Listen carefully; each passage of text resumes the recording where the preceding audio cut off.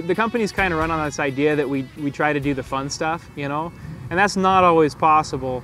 But we do have an awful lot of really fun projects going right now. Everything from these really cool indoor growing operations that we build with all this high-tech stuff, all the way down to things like green walls or our spring systems for home and hobby growers, that kind of thing. And it's a lot of fun. I really love the idea that beautiful things can be functional things and functional things can be beautiful things. We're pretty jazzed about all the stuff that's going on right now, and we think that as we move into the future, a lot of the stuff that we're doing now is going to play a big role in how people get their food down the road. One of the things that really drives me crazy is the amount of just bare concrete walls and empty urban space. These are things that we've taken for granted. This is real estate that's completely undervalued.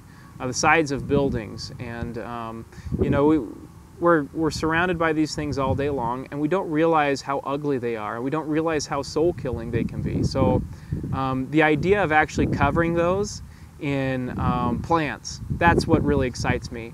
But you know, we've struggled to figure out how to do that as really cost effectively. So the Green Wall project is really an experiment in seeing how we can cover those walls in an economic fashion, something that a farmer could reasonably implement and make money on, but also something that, you know, experimenting with the idea that this can be something that's beautiful, this can be something that's functional, it can make money for farmers, it can insulate buildings, it can improve urban spaces, it can improve the general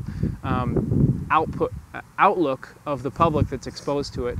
And that's the stuff that really excites us. The idea that we can fundamentally impact the way cities look and the way that people interact with their environment. Up until this point, there's been this real one-size-fits-all approach to growing products for markets. And that's changing very quickly as people want to see more and more local products, as people want to know the guy that grows their food. People are starting to demand a lot more of the system. So it's an exciting time to be doing this, because people are starting to think about farming in a whole different way. Now, instead of thinking about everything as kind of this commodity, people are thinking about, well, maybe these high water weight products we can grow locally, and we can grow stuff like grain somewhere else, you know, because that makes more sense. But stuff, you know, like lettuce, things like, you know, these crops that we can grow in urban environments, why aren't we growing more of them there? And people are thinking about this, and so it's really exciting to be able to take our equipment and say, hey, this is how we can achieve these goals. We've been thinking about this for a really long time, and we're ready to act right now. And when we tell people that we live and we're farming here in Laramie, they usually laugh.